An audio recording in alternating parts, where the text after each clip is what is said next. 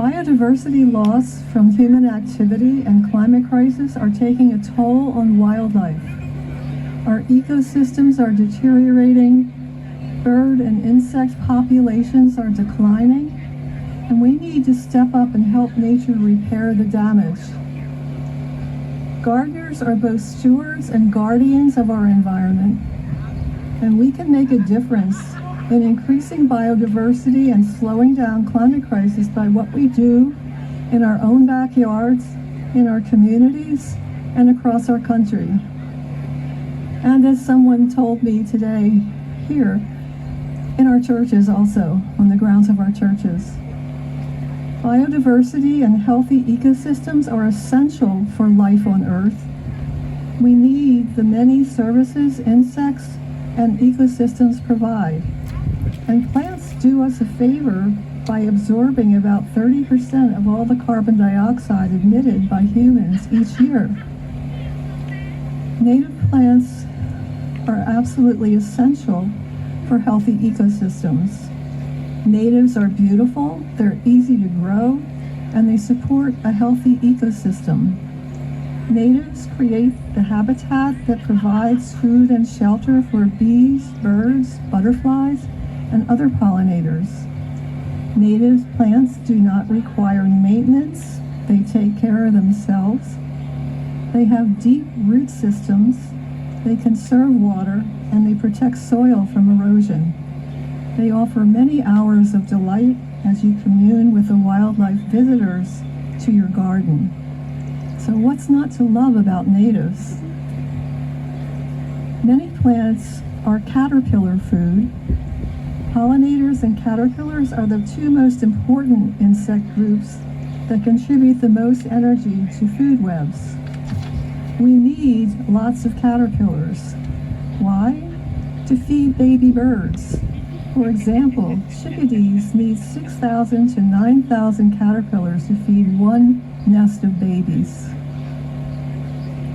432 North American bird species are currently threatened with extinction. As insects decline, so do bird populations that depend on insects to raise their young. Baby birds are starving in the nests because there are not enough caterpillars to feed them. Increasing biodiversity in our garden is one way we can make a positive impact on stopping insect and bird decline, and also to help reverse our climate crisis. A rich biodiversity is necessary for healthy ecosystems, and ecosystems regulate climate. How do we increase biodiversity? By planting a diversity of native plants and trees and not using pesticides.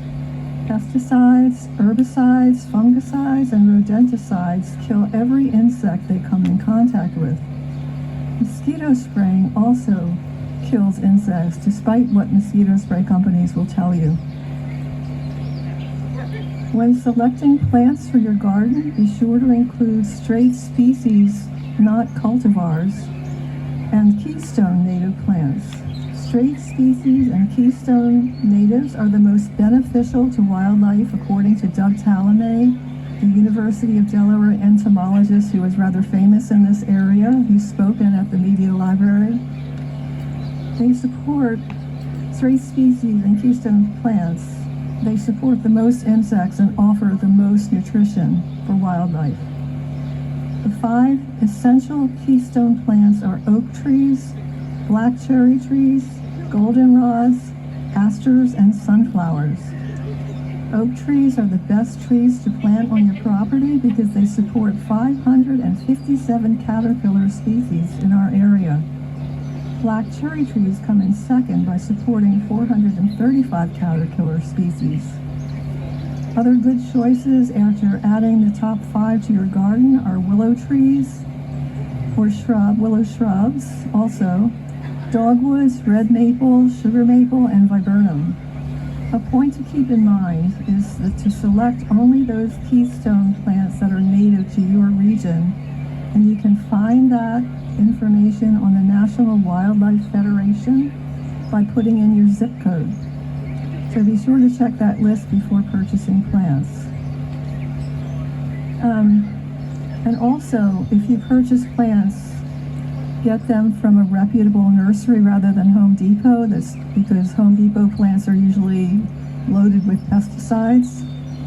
Or you can always check the Green Wagon in your neighborhood. We give away free native plants.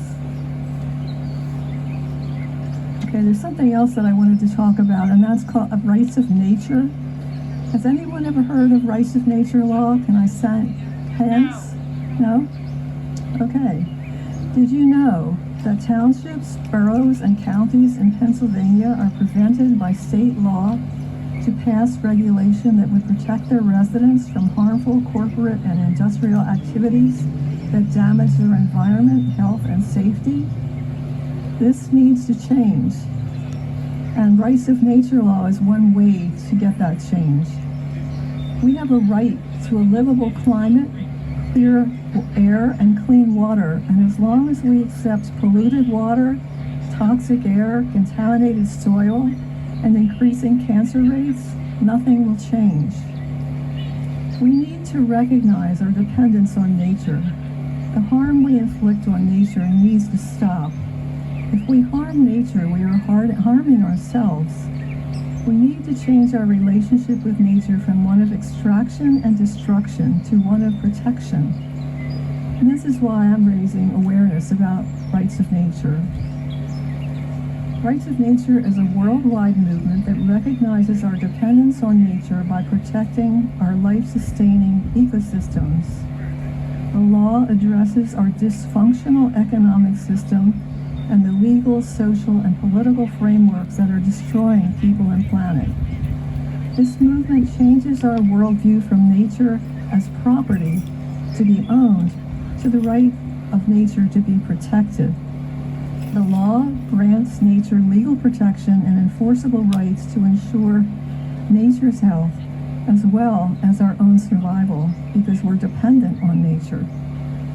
Through rights of nature law, we ensure nature's ability and right to exist, thrive, and prosper, rather than to be used as a tool of industry and corporate profit. The law increases and strengthens existing environmental laws by increasing the types of protections given to nature. And thank you for listening.